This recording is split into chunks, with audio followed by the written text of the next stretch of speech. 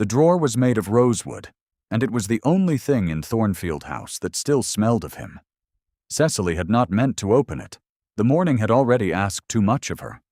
The solicitor's visit, the condolences delivered by women who had never liked her, the way the new Duke's mother stood in the hall as though she were already measuring the drapes. Cecily had come into the study only to retrieve the household ledger, and her hand had moved without instruction, pulling the brass handle before she could stop herself. The glove lay inside, half-folded, brown leather worn soft at the palm. A man's glove, a soldier's glove, the kind issued to officers riding in winter. One glove, not two. The companion had been lost long before she ever came to Thornfield, and she had never asked how, because some things a woman learns quickly in a house like this one. There are doors one does not try. She stood holding it for a long moment, her thumb tracing the seam at the wrist. Outside the study window, December pressed gray and cold against the glass. The new Duke would arrive before dark. His letters had been precise. A date, an hour, an expectation of full accounting, and she had told herself she was prepared. She was always prepared. She was the woman the world had decided required preparation rather than comfort, efficiency rather than tenderness, a clear ledger, and a quiet withdrawal rather than any of the things a wife of 4 years might have hoped to find on the far side of grief. She put the glove back. She closed the drawer. She thought of asking no one about it. She would fail in that resolution before the week was out. If you have ever found yourself holding a thing that does not belong to your grief, but pulls at it anyway, stay close. This is a story about what we keep and what we cost ourselves in the keeping, and what it means when someone finally understands why. The house did not help her. Thornfield was large in the way that Regency houses of the second rank are large, not palatial, but sufficient, with long corridors and a library that smelled of beeswax and old leather, and the particular dusty warmth of rooms no one had recently had cause to air. She had loved it from the first week, which had surprised her because she had not expected to love a house that was not hers. She had managed it the way she managed everything, quietly and with precision. And the staff had come to trust her and to bring her the small household crises before they became large ones, which was the surest sign of confidence the domestic order of a great house could produce. She had told herself this was enough. She had told herself this many times. She had come to Thornfield as Cecily Ashwick, 23 years old, the second daughter of a minor baronet whose estates were already under strain when the late Duke of Thornfield had called at their Bath lodgings on an autumn morning in 1814. She had not been the obvious choice.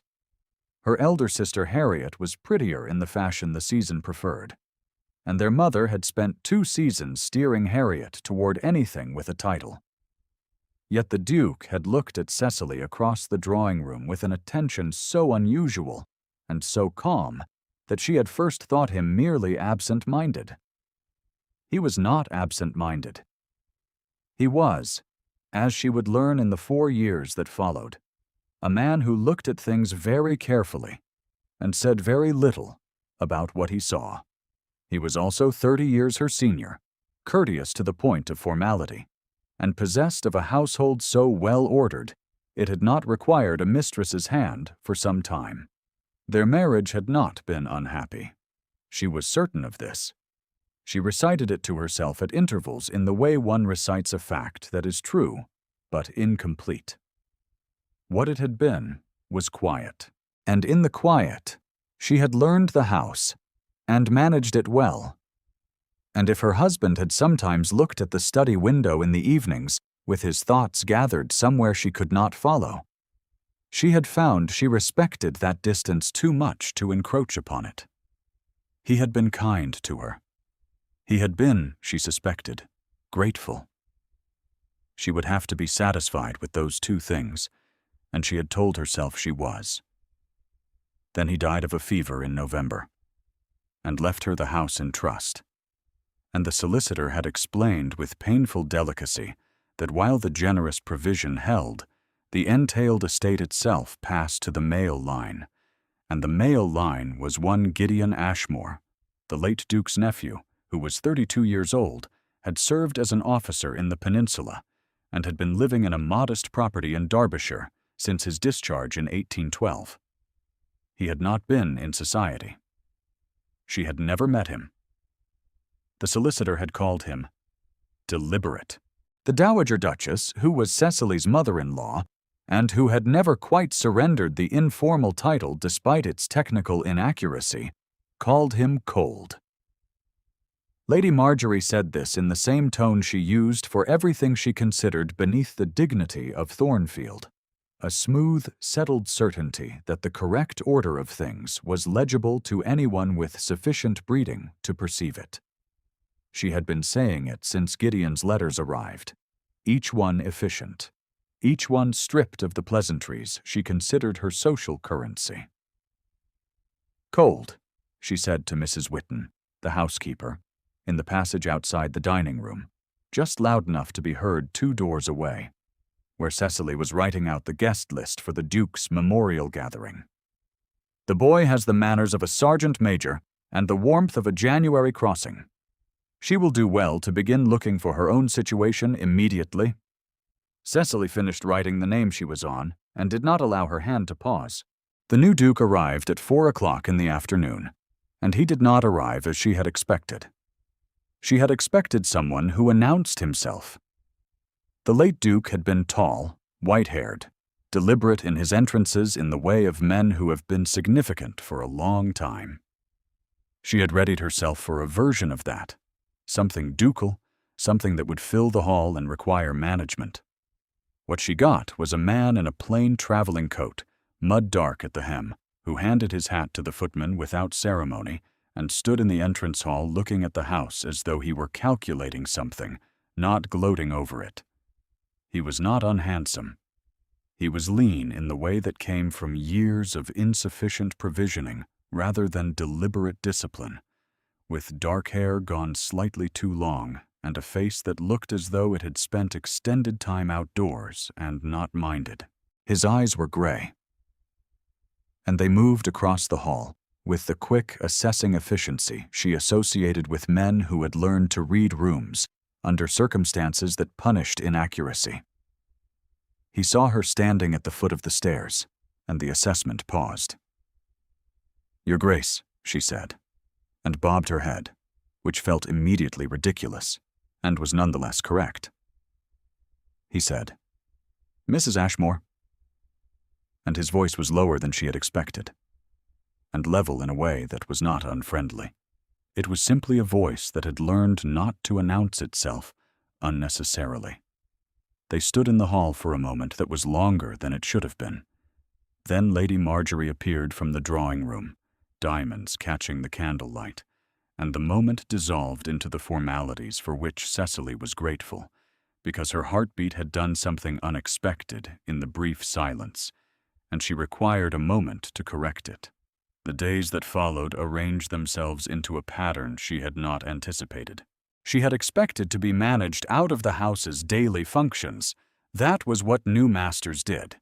They installed their own preferences, redirected the staff toward new allegiances, made clear in 100 small ways that the temporary arrangement of a widow's stewardship was over. She had her provision. She had her rooms.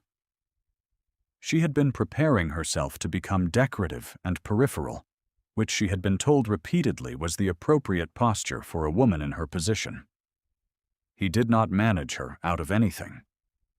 On the second morning, he appeared in the library at 7 o'clock while she was going over the household accounts, which she did every Wednesday, a habit she saw no reason to relinquish until she was told otherwise. He looked at the ledgers and said, without preamble, "Are these current?" "Through the end of last month," she said.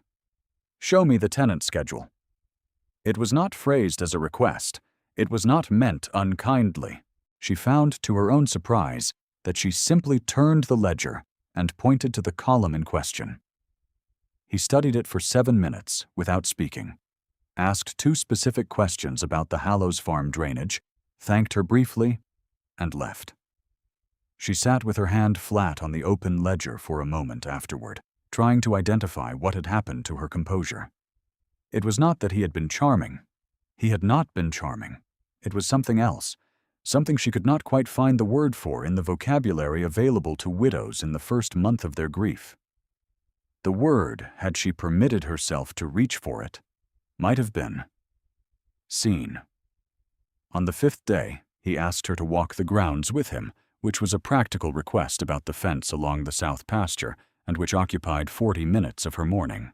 She had worn her warmest mantle, the brown wool one that was 3 years old at the collar, and he had said nothing about this and appeared not to notice, which was the correct thing. And when they reached the far gate and the wind came off the hill in the particular way it did in December, he had paused and said, without looking at her, "Are you warm enough?" And the question was so plainly meant, and so plainly without ceremony, that she had answered honestly, "Nearly." And he had turned them back toward the house without comment, altering the route without making the alteration visible, and she had understood that this was his particular idiom, the command that was protection, the management that was care. She had thought about it for several hours afterward. This was inconvenient.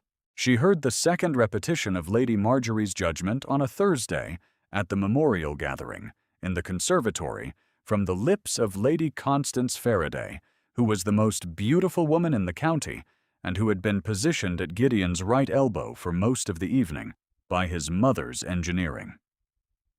Lady Constance had a throat like a swan and a temperament to match, and she was saying, in a voice calibrated to carry exactly as far as it was meant to, "One almost feels for the poor creature, of course. 4 years of managing a house and producing no heir, and now she must watch someone with actual claim step in. It is the natural consequence of a marriage that was always more arrangement than affection. She was never really suited to a position of this kind." Cecily was standing 6 feet away, admiring a frost-killed fern with great concentration. She did not turn around. She counted to 4, which was the number that had reliably returned her breathing to normal since she was 16 years old, and her mother had first introduced her to the season's particular cruelties. Then she set down her glass and walked to the other end of the conservatory to speak to old Mr. Finch about the state of the East Road. What she did not see, in the act of her retreating, was the way he turned from the window where he had been standing and looked at her back as she walked away. What she did not see was what his face did in the silence after Lady Constance's voice reached him. She would not have known, in any case, what to do with the information. What she did see, 3 days later, was the glove. She had gone back to the drawer. She was not proud of this. The afternoon had been difficult in a minor, grinding way. A disagreement with the kitchen supplier, a letter from her mother inquiring when exactly she intended to come home, a conversation with Lady Marjorie that ended with the Dowager saying, very pleasantly, "You have been wonderfully useful here, my dear. But you must not allow yourself to become a burden to the new household now that your purpose here has been served." Cecily had said something appropriate and gone into the study and opened the drawer before she had finished the thought that led her there. She stood holding the glove again. The leather was cold against her palm. "My father's," said a voice behind her. She turned so quickly she nearly dropped it. Gideon stood in the doorway of the study. She had not heard him approach, which was apparently a characteristic she would have to account for. His expression was not readable in the way that most people's expressions were readable. He was looking at the glove in her hand, with something that was not quite composure, something that had gone quieter than his ordinary quiet. She held it out to him. "Forgive me. I should not have done so." You have not disturbed it." He did not move forward to take it. He was looking at it from the doorway. My father served in the American colonies. He was not a duke then. My grandfather was still living. He lost the right-hand's companion at some engagement I never learned the name of. He brought the left one home and gave it to my uncle, who kept it. He paused. I did not know my uncle valued it. Cecily looked down at the glove. "He never mentioned it to me," she said. "I found it some years ago, and I asked him once if he wanted it moved. He said to leave it where it was." Another silence. Gideon came into the room then, not quickly, and took the glove from her hands with careful deliberateness. He held it the way a person holds something they are deciding whether they have the right to keep. "Did he tell you much of his brother?" he said. "Almost nothing," she admitted. Gideon nodded, as though this confirmed something he had already understood. They were not close. There was a quarrel, years before I was old enough to know its nature, and after that they were only letters. My father died when I was 11. I came here twice in my life before I inherited, and on neither occasion did my uncle seem pleased to have me. His thumb moved along the seam of the glove, the same motion hers had traced. "I am not certain what I represent to this house, Mrs. Ashmore. I suspect I am the living evidence of a choice my uncle regretted." She did not know what to say to this. She found she did not want to say something insufficient. "He kept the glove," she said finally. Gideon looked at her. "Whatever he felt about the quarrel or the choice, or any of it," she said, "he kept what his brother sent him." He stood very still for a moment. His face did something she could not name, a brief unguarding that closed again almost before she could register it, like a window opened and shut in quick succession against cold air. Then he set the glove down on the desk between them, and his hand rested there a moment beside it, very close to her own. "Yes," he said. He did. "If you are finding that the distance between these two people is the thing that pains you most, leave a thought below. Some of us have spent time in rooms where a great deal was said in what was not said. This is that kind of story. The week before Christmas, Lady Marjorie held a dinner. This was not unusual.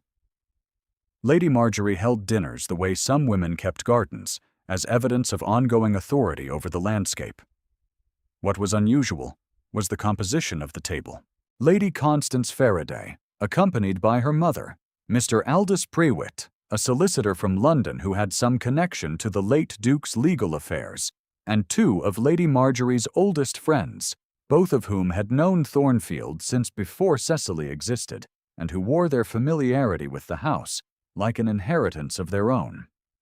Cecily was seated at the far end of the table, which was technically correct and socially precise. She watched Lady Constance address Gideon across the candelabra with the pleasant proprietorial ease of a woman who has been told since childhood that rooms arrange themselves around her. And she felt the cold, clear certainty of a woman who has learned to read a situation accurately, even when accuracy offers nothing useful. She told herself she was not troubled by this. She told herself the warmth she had begun to feel in Gideon's vicinity was a product of loneliness and change, and the specific desolation of a December that had taken too much from her already. She told herself she was a woman of 24 who had been a wife and was now a widow, and that her particular kind of usefulness in this house had a defined end, and that she should be grateful for the provision and gracious about the transition. And above all, she should not allow herself to attach significance to the fact that a man she had known for 3 weeks had held a glove near her hand in a quiet study. She told herself all of this while watching Lady Constance laugh at something Gideon had not laughed at himself. What she saw was that he was looking at his glass. What she did not notice, because she had turned back to her own plate, was that he looked up when she turned away, and where his eyes went. Mr. Prewitt had stayed on when the other guests departed. This, too, was not unusual. Solicitors had functions at dinners of this kind, private conversations in the library that confirmed one thing or another in the great machinery of property and arrangement. Cecily had withdrawn to the sitting room with Lady Marjorie's friends and listened to the fire and to a great deal about the county's most recent marriages, the engagements of the Merton girls, the unsuitable inclinations of young Captain Ashford, and the general consensus that the season to come would be notable. She listened and said appropriate things, and poured tea at the appropriate interval, and watched Lady Marjorie at the far end of the room speak to Mr. Prewitt, with the precise, bright-eyed focus of a woman who has a plan she considers nearly complete. When the friends departed and Lady Marjorie had gone upstairs, Cecily sat alone and put her face into her hands for exactly 1 minute, which was what she allowed herself. No longer. The minute was for the dinner, for Lady Constance in pale blue diamonds, for her own gown, which was the dark green one that she knew was suited to her, and had felt suited to nothing in the room. The minute was for the Surrey Companion's Post, already written about, already arranged, as though she were a piece of furniture to be distributed before the room was repainted. Then she heard voices in the hall. Not raised, but carrying. She heard Mr. Prewitt say distinctly, "The provision is adequate, of course, but it is not a permanent situation. There is the question of what the household is to become." And then a pause that was dense with things she could not hear, and then Gideon's voice, very level. "That question," he said, was not one Mr. Prewitt needed to resolve that night. She sat very still in the sitting room. She heard the front door open and close. She heard the sound of a single set of footsteps returning along the hall. The sitting room door opened, or Gideon stood in the frame of it, with his coat still on, and his expression in that unreadable middle distance that she had come to associate with his thinking, rather than with his absence. And he looked at her sitting alone in the firelight, and something in his bearing shifted, very slightly, in a way she was becoming too good at noticing. "You heard," he said. "Not an accusation. I did not intend to." "No." He came into the room and did not sit, which was characteristic. He stood near the fire, not near her. "Prewitt has been approached," he said, "by a party on behalf of Lady Constance's family. There is interest in formalizing what they consider to have already been made clear." She looked at the fire. "I see. I am telling you because you should know, not because the matter is decided." She nodded. Her hands were very still in her lap. "She is very suitable," she said, and was proud that her voice carried no particular quality. "And the connection would please Lady Marjorie." "Yes," he said. "It would."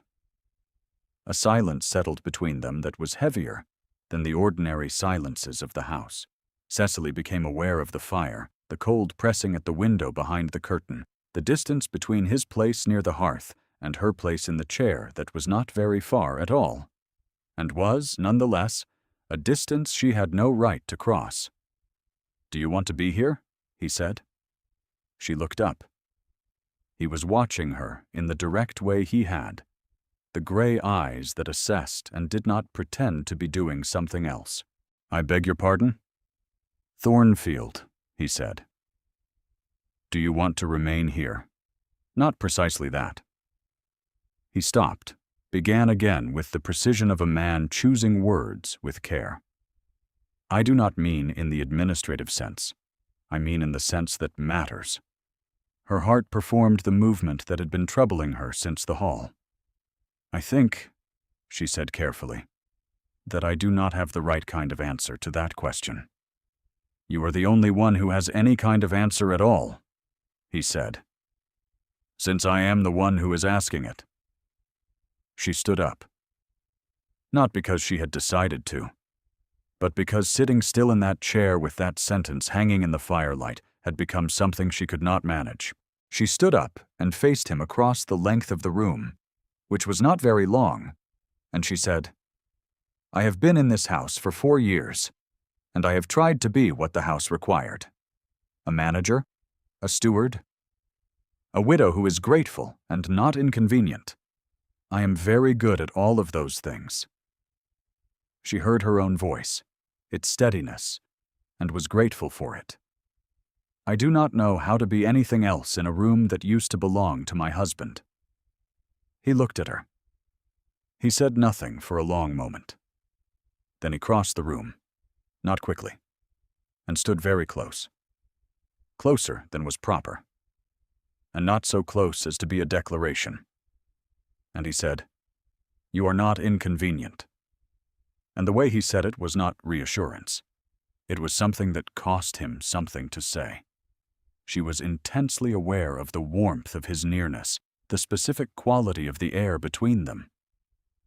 "The glove," she said, because it was the only safe thing she could think of. "Yes," he said. "The glove."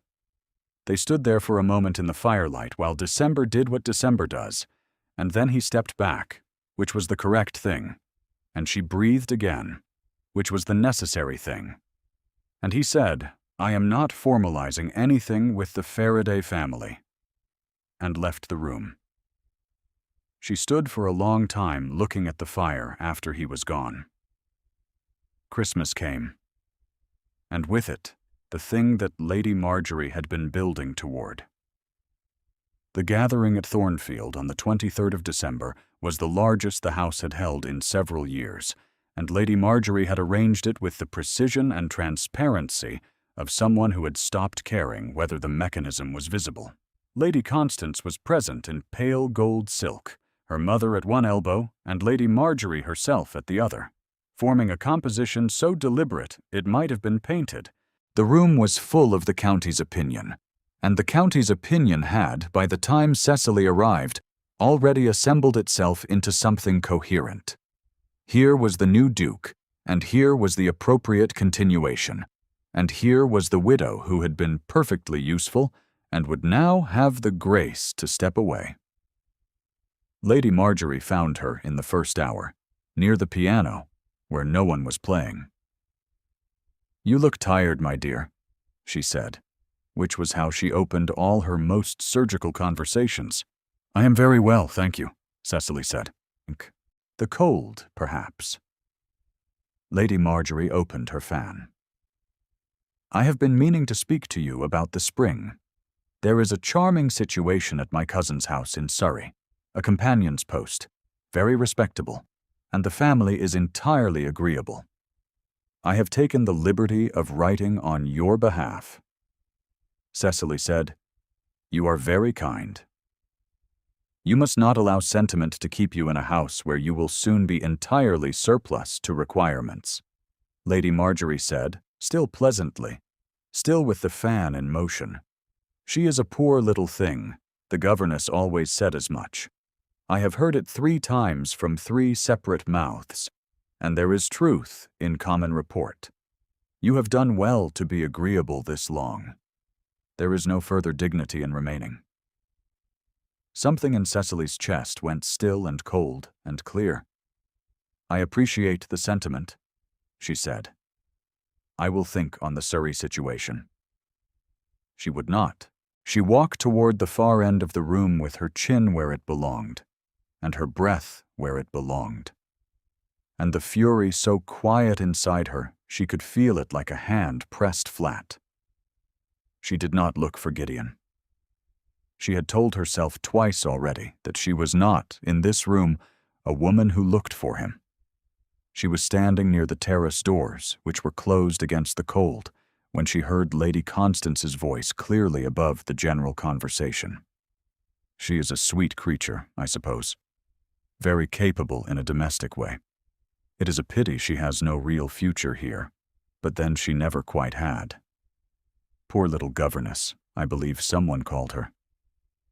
There is something almost touching about the way she still conducts herself as though she belongs. Several people standing nearby gave the small social laugh that is not amusement, but compliance. Cecily looked at the terrace doors. She looked at the dark glass, her own reflection vague and pale against the December garden. She thought of the drawer and the glove, and the way a man who did not waste words had looked at her across a quiet study and heard the thing she was actually saying. She turned around to collect herself and found Gideon 3 feet away. He had been standing there. She did not know how long.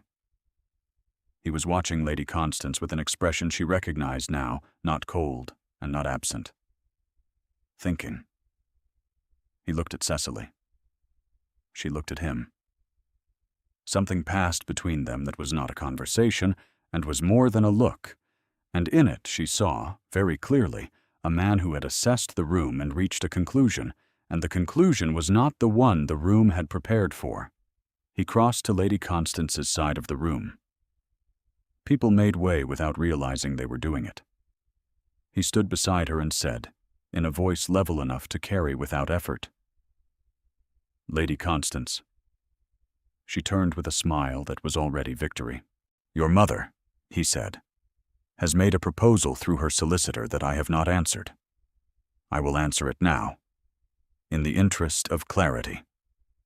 He looked at the room, which had gone quiet in the way rooms do when they sense a thing is about to be altered. "I will not be pursuing that connection. I am grateful for the family's regard. The matter is concluded." Lady Constance's smile remained on her face for a moment, past the moment it was relevant, which was how everyone saw exactly what had happened. Lady Marjorie said, from across the room, very precisely, "Gideon." "My aunt," he said without turning, "has been enormously helpful in managing this household's transition. I am grateful for her assistance." He turned then and walked back across the room, through the gathered county opinion, and when he reached Cecily, he stopped. The room was watching.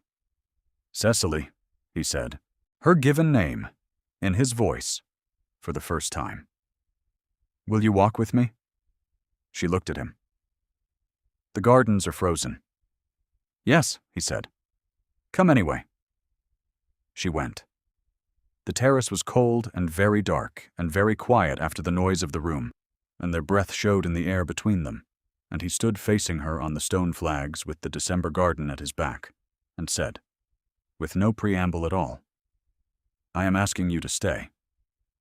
Not as a manager. Not as the household's necessity. As my wife, if you will have me." She looked at him for a moment while the cold settled around them. "You have known me 3 weeks," she said. "I have known you long enough to understand what it costs you to stand in that room and hold your chin where it belongs." He said it in the way he said everything, level and precise, and not unkind. "I have known you long enough to understand what my uncle kept in that drawer, and why you traced the same seam I did, and what it means that neither of us asked the other directly." She said nothing. The cold was very clean. "I am not a man who offers comfortable things," he said. "I am told I am cold. I am told I have the manners of a sergeant major, which is accurate enough. I have spent 10 years in conditions that did not encourage sentiment, and another 2 in a silence that followed for reasons I have not spoken of to anyone in this county." He paused. The pause was the weight of something real. There was a woman. Before the war. An engagement that ended because I went away and she did not wait. Which was her right. And which I understood. And which taught me something I have spent a long time deciding was a settled lesson. I had decided it was settled. He looked at her. I was in error. She breathed. "I am also not a man who will repeat himself," he said. "So, She stood on the frozen terrace in her evening gown, with the cold coming in through the fabric, and her heart doing something she had decided in the sitting room she was not permitted, and she looked at this deliberate, unglamorous, precise man who had walked across a crowded room for her, rather than for the easy choice. "I would require you to tell me the rest of it," she said. "Not tonight, but eventually." "Yes," he said. "And I would require my own rooms until such time as I am not still grieving a previous arrangement." "Yes," he said. "And you should know," she said, "that I traced the glove first, before you told me it was your father's, which means I was already attached to something of yours, without knowing it was yours." He looked at her with the gray eyes that did not pretend to be doing something else, and he said, with a very slight alteration at the corner of his mouth, that she was already learning to read. "I know." She took his arm. The French doors behind them were still lit, the county opinion arranged inside like a tableau vivant, and she looked at the light and felt the warmth of him against the cold of the garden and said nothing more, because there was nothing more that required saying. He led her inside. The room made space for them in the way rooms make space when they have been waiting. Lady Marjorie's fan stilled. Lady Constance Faraday looked at her mother. Mr. Prewitt, who had come after all, wrote something very small in the margin of a notebook he kept in his breast pocket, and said nothing, because solicitors understand the moment when a thing is done. They were married in February, in the church at the foot of the Thornfield grounds, with no more guests than would fit in the first 2 pews. Lady Marjorie was present. She was too intelligent to be absent, and she made her peace, if not with warmth, then at least with the kind of settled accuracy that women of her type manage when they recognize a change that cannot be revised. Lady Constance did not attend. This was noted and not commented upon. Cecily wore the same gown she had worn to her first husband's memorial gathering, altered by the Thornfield seamstress in 3 places, because she was not a woman who pretended occasions were something other than what they were, and because the gown was the finest one she had brought from Bath, and there was no reason to waste good fabric on sentiment. Gideon noticed the alteration and said nothing about it, which was how she knew he had noticed. He had told her, the month before the wedding, on a night when the fire was low and the house was quiet, and she had asked him directly about the woman before the war. Her name had been Anne. She had been kind and very young, and entirely unsuited to waiting, which he had understood from the first month of his absence, and which had not made the letter, when it arrived, any easier to read by the light of a tent in a winter camp in Portugal. She was now married to a rector in Cumberland with 3 children and a comfortable life, which Cecily understood was the best ending available to that story, and which she could see, in the way he delivered it, had arrived at some point in the years since as a bearable fact, rather than a wound. The wound had been earlier. The wound had been the specific lesson he had drawn from it, which was that he was a man who went away and that women of sense recognized this, and that recognition was their right. He had carried this conclusion through 2 years of war and 2 years of silence in Derbyshire and into this house, and it had organized a great deal of his behavior toward her in the early weeks, which she now understood differently. She had listened to all of it, and then she had said, simply, "Did you keep anything of hers?" "No," he said. She had understood that this was significant. A man who kept nothing of the woman he had loved kept the possibility of being moved again. A man who built a monument would have been finished. By spring, she had opened every drawer in the study, and in none of them found anything she did not understand. She had found the letters from Gideon's father to her late husband, 12 of them, spanning 30 years, each one brief and careful, in the manner of men who have quarreled, and cannot say so directly. She had read them once, and put them back in order, and said nothing. She understood now what her first husband had been mourning in those quiet evenings by the window. He had been mourning a brother who wrote 12 letters in 30 years and signed each one with just an initial, as though the full name cost too much. She was glad he had kept the glove. This was what was left of her then, a house that was transparent to her, a man who answered questions directly, and the knowledge that the thing she had valued in her first marriage, the steady quiet, was available here too, and different now, charged with something the other had never carried, and hers in a way that the other had never quite been. She had moved the glove. Not far. It sat on the study desk in a small box she had found in the attic, the kind of box made for letters or tokens, with a brass clasp and cedar lining. She had put it there one morning without ceremony, and Gideon had seen it in the afternoon and said nothing, only placed his hand briefly on the lid and gone on with the ledger he was reading. It was, she thought, the Ashmore way of saying something important. She had adopted it. On balance, she found it suited her well enough. On an evening in late April, when the Gardens had come back from the December they had survived together, she found him at the study window in the hour before supper, standing in the way she associated with his thinking. She came and stood beside him, not touching, watching the same garden. And she thought of the first morning in the hall, and the drawer, and the glove, and everything they had been not quite saying to each other in the months between. "What are you thinking about?" she said. "The east drainage at Hallows Farm," he said. "The foreman's assessment was optimistic." She said, "I thought it might be." He looked at her, and there was the slight alteration at the corner of his mouth again. They stood together at the window while the April light did what it does in that part of England, turning everything a particular gold that does not last and is more precious for that, and is generous with itself anyway, and asks nothing in return. The glove sat in its cedar box on the desk behind them. It had found, at last, the home it had always been kept for. Thank you for staying until the end. If something in this story settled quietly into you, leave a word below, and we will find each other again.